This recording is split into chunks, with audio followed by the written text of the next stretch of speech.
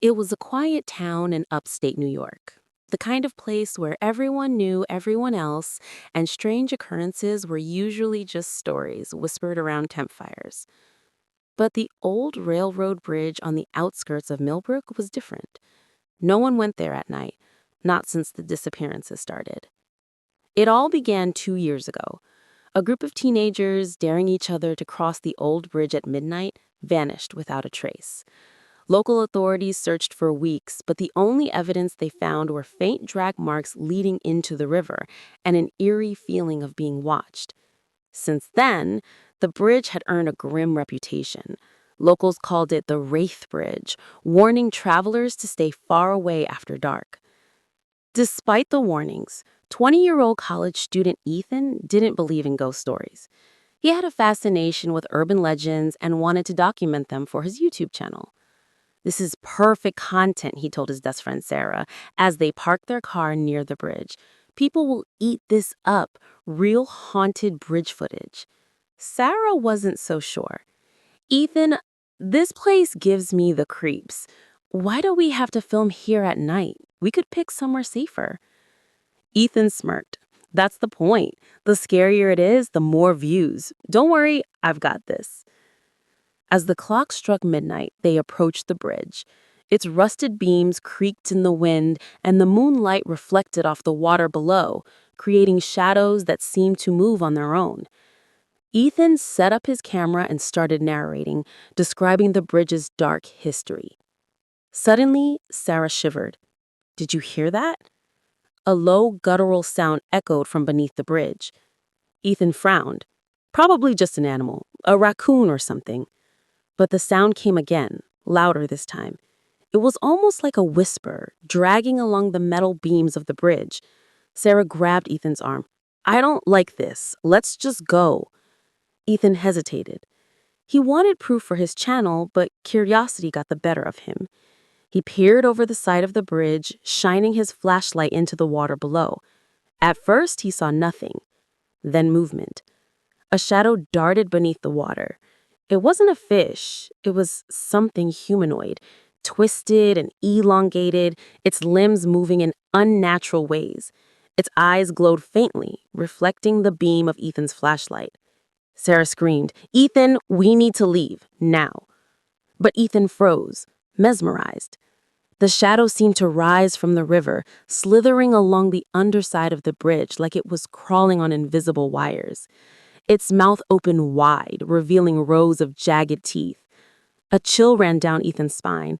This was no urban legend. This was real. The creature lunged, but instead of attacking, it stopped midair, watching them.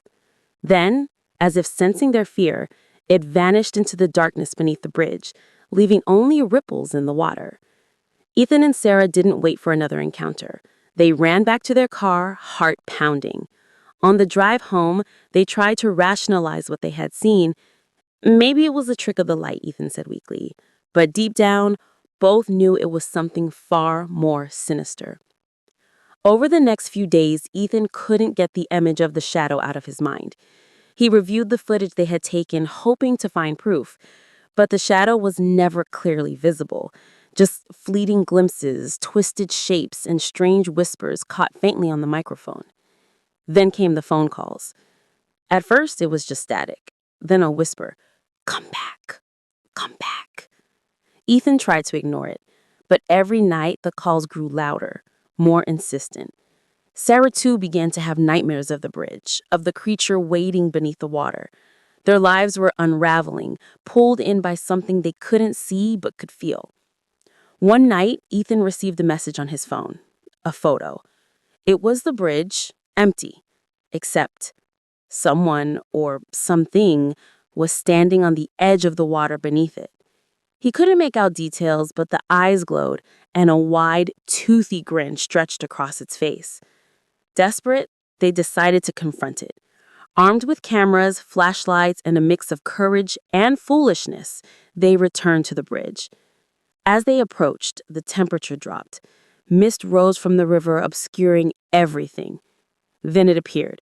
The same shadow from before, larger now, limbs twisting impossibly. It spoke in a voice that seemed to crawl inside their minds. "You shouldn't have come back." Ethan raised his camera, trembling. "We just want to understand. Why are you here?" The creature tilted its head. "I am the lost, the forgotten, the shadows beneath your world. Every soul that vanished, I claim them. Every whisper you hear is a warning. Leave now or join them." Sarah grabbed Ethan. "We're leaving. Please just let us go." The shadow lunged faster than anything they had seen, but as suddenly as it appeared, it receded into the mist. The air warmed slightly, and the sound of the river returned to normal. But Ethan and Sarah knew it wasn't over. The bridge had claimed its presence, and one night, someone else would cross it, unaware of the danger lurking below. Back in town, they deleted the footage and swore never to speak of it again. But the whispers didn't stop. Sometimes, in the quiet of their rooms, they could hear it, the soft, mocking laughter of something that waited beneath the old bridge, patient, hungry, and eternal. And though they told themselves it was over, deep down, they knew one truth. In Millbrook, no one was ever truly safe, not as long as the shadow beneath the bridge waited for the next curious soul.